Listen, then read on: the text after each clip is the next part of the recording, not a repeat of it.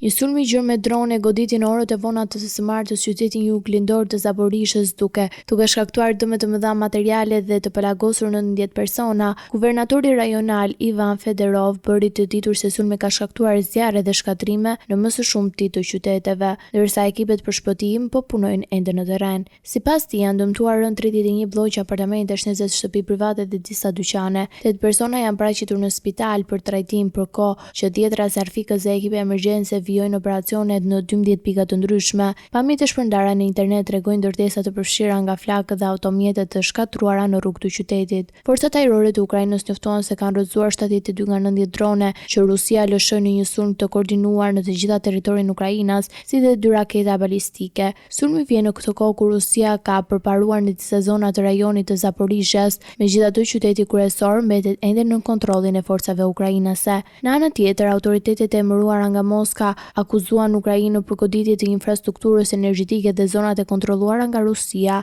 Yevgen Balistik tha se rreth 40.000 konsumatorë kanë mbetur pa energji elektrike pas një sulmi i Ukrainës në rrjetin elektrik të rajonit. Në të dy anët e vijës së frontit, pretendime dhe kundër pretendime sugjerojnë me dëshmi të reja të një lufte që vijon të godasë rënd civile të infrastrukturës jetike të rajonit.